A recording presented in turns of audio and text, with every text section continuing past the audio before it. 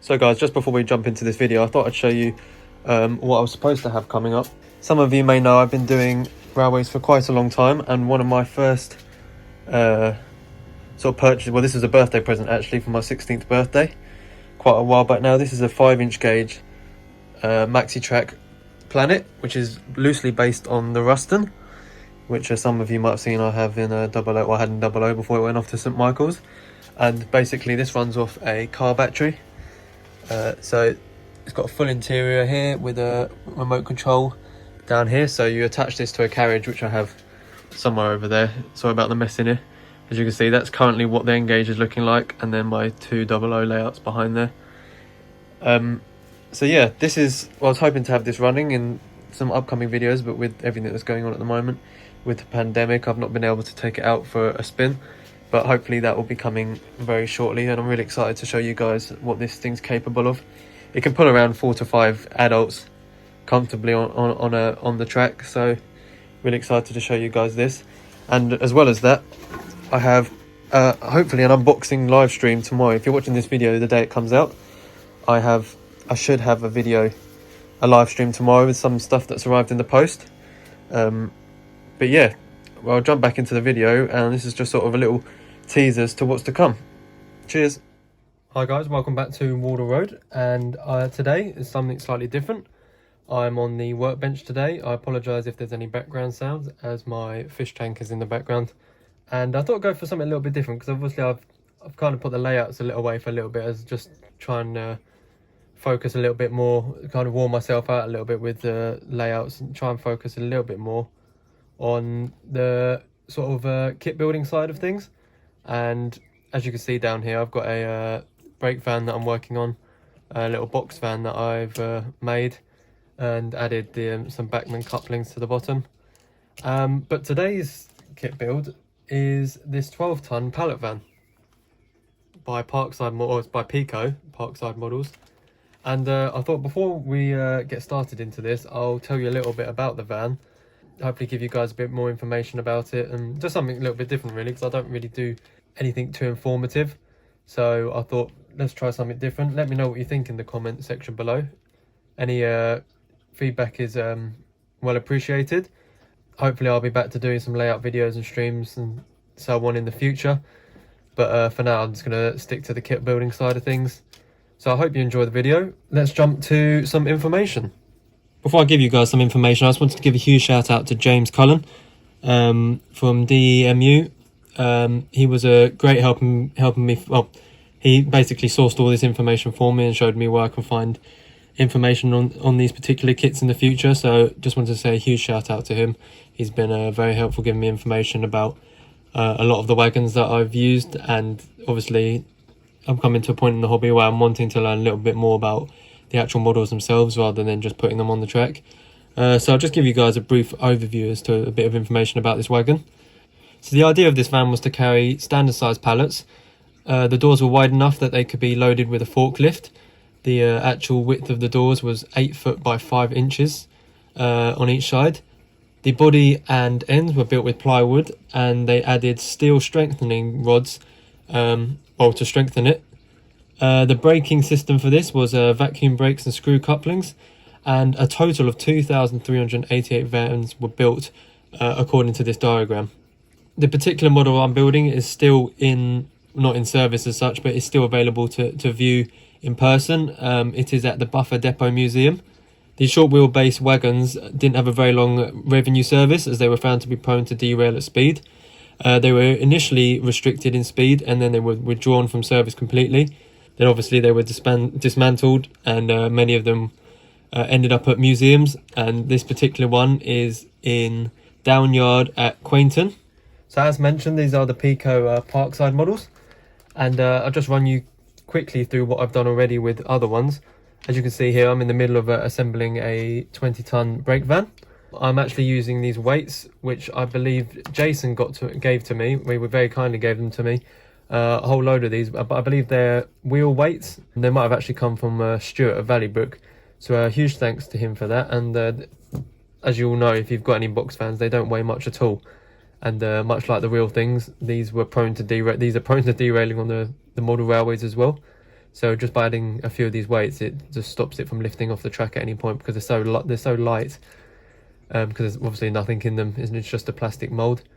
So as you can see on this one here, I've done some basic weathering to it. It's still to have its numbers and logos and whatnot water transferred on. Done some basic rusting on the axles and all the braking mechanisms. Some light rusting, light weathering on the top and sides. So this is kind of what I want to go for, just testing out some paints as well. So what I'll do is I'll put this brake van to one. That's just so you can see the inside.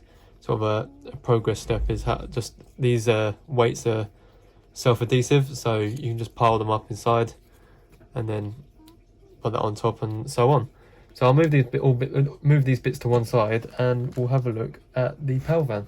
So I've got all the parts out of the packet now, and you've got the water slide transfers there with wagon IDs. I'll choose one of them later on to put on. It's not the most complicated kit, however I'm going to try and follow it as close as I can to the information I gave, well, the one that's still about to see now. So that would be the dark brown exterior with the reinforced frames in black. So that's the colour scheme I'll go for that. And then obviously I'll try and paint over the top of these as well to reduce the sort of shiny effect that this has. So you've got the base here, the roof and the rest of the body. So what I'm going to do is start by putting the body together. Just wanted to stop there for a second. I've cut these pieces out. A couple of things to point out if you are making this kit, that the sort of vent lids that go on each end of the box van, they're still on there.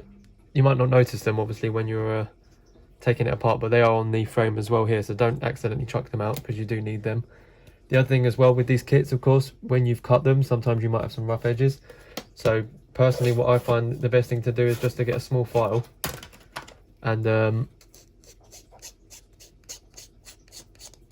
take that edge down till you're happy with it. Obviously there's probably better ways to do it, but this is just how I found the easiest, just to remove that sort of plasticky resin that the frame that it comes in leaves behind, just to take that sort of nasty edge off it slightly. So then that leaves us with these 4 pieces, so I'm going to clean these up and then glue them together. Right, so as you can see from this, I've got the body shape together. Now all that's left for me to do for this is to glue the sort of caps for the vents onto each end, and then we'll get to painting. So while I'm letting that dry, I just thought I'd get together by start putting the base together. So I've got the base here, and just to point out, if you are making this kit, when you're removing the axle pieces, just remember there's a fine black line along here. You've got to be ever so careful. I found the best way, when I was cutting it, I ended up bending it, so I found the best way for me to get this out was to actually bend the whole thing backwards and forwards and then file it down later. But by doing this, you don't damage that bar across the bottom at all. So that all comes off in one nice piece.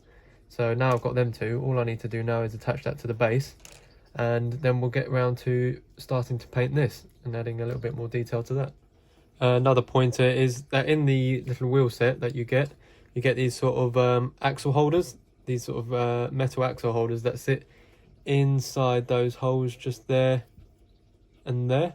So before you do stick it together, I find it's best to sort of get these as best pushed in as you can, and then tap them slightly with a hammer just to make sure they've sunk in properly, and then attach the axles to the base.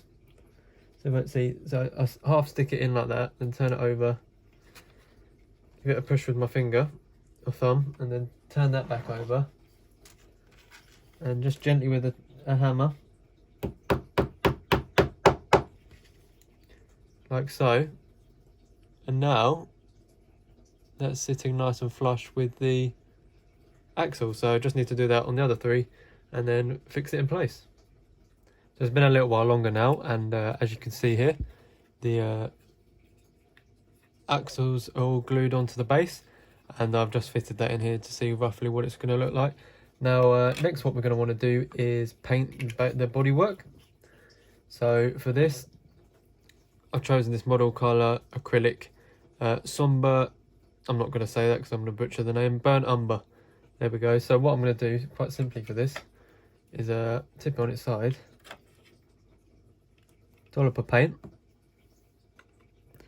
a fairly small paintbrush, and I'm just going to paint the whole body shell. Right, so as you can see there, I've given it its base coat of the really dark brown. Got a little bit on the axles there. I probably should have just taken it out the axles, but that'll just come off with a bit of IPA. It's a bit shiny at the moment, but as you'll see here, this is exactly the same colour. That's been weathered a little bit. So once it does dry matte, and then we can get round to fitting the rest of the parts together. So as you can see, it's the next day now, and I've left this to dry overnight. So as you can see, a much more matte finish on it, way less shiny than it was when it had paint on it. And hopefully after a bit of weather, we can sort of dull it down to this colour. So we're not too far off it. You also note that I've now got the axles and wheels in. Wasn't a difficult job, and I've added the weights. I've added just enough so that I feel that if it was to go over anything, it wouldn't derail. Enough weight to hold it down, but not horrendously heavy. Last night after I finished, I also finished that first body part. I painted the roof. However, it's come out a little bit more shiny than I'd have liked, but nothing some weathering can't fix. So next we need to attach the body to the base and the roof to the roof. So I'm going to get on with that, and I'll be back in a second. So as you can see, we moved a little bit further along with the progress already. I've added almost all the brake mechanism. Really quite pleased with how it's come out. Actually, I didn't realise how detailed the kit was until I pulled the instructions out to work out where all of these pipes and cables went. All that I've got left to do now, detailing wise, aside the front and rear hooks, are the door handles. So the door bolts, so I'm going to put them on each side, and then we're going to get on with some weathering. So as you can see here, the door handles are on and all the braking mechanism is now on. I've also added the buffers at each end, and as well as that, I've added a pair of Beckman, the sort of drop-off couplers, as they line up perfectly with the other ones I've got, like so. So quite pleased with that. As I say, I need to sort out the hooks at each end. Door handles are on, brake mechanism's done, buffers are done. So next I'm going to paint up the chassis the same as I did there, with the sort of lighter brown, and then I'm going to add a layer of rust across the top of that, and we'll have a look at some weathering on. Actually, before that, I need to paint all the metal brackets black to follow in with the picture. So this is the result of evening 2 of the project. I've just been doing this over 3 nights. Well, it'll be over a total of 3 nights after work. So this is the end of night 2, and as you can see, I put a heavy coat of the dark brown rusting on most of the chassis. Once this is all weathered in, this will be a lot less noticeable. As you can see on that one there, all kind of just blends in. So once that dries, that will dry a nice matte colour. You can see the door handles are on there and all the brake mechanism. Buffers and couplings are done. So just stand that up. I'm going to leave this to dry overnight, and then tomorrow night we're going to do the water transfers, the black paint and the weathering. Right guys, so this is the stage I'm up to at the moment with the wagons. The brake van's had all its parts painted and stuck together. That one is pretty much how it was earlier, and this one has had its exterior paint work done. I've started painting the metal reinforcement pieces in black, and as you can see there, the axles have taken a fair bit of weathering and painting done already, including all the brake mechanisms. Just sat here at the moment watching Jenny's Monday Night Club, so if you haven't checked that out, don't forget to tune in every Monday night at 7 PM. I will leave a link to her channel in the description below. But I think for part 1 of this update, I'm going to leave it here, and I'm going to put it onto my little diorama to show you guys some shots of what I've got up to so far. As you can see here, I've got the water transfers ready to put on. Coming up in the next few days, if not week, I've got some really exciting things arriving in the post. so please do stay tuned for that. So I've been a bit absent with everything going on at the moment. It's been very difficult for me to get anything for the layouts, but hopefully I'll be back live streaming before you know it. I thank you for everyone's support, and please let me know how you're getting on in the comments below. But yeah, I'll leave you with some shots of what I've worked on so far, and I'll see you in the next one.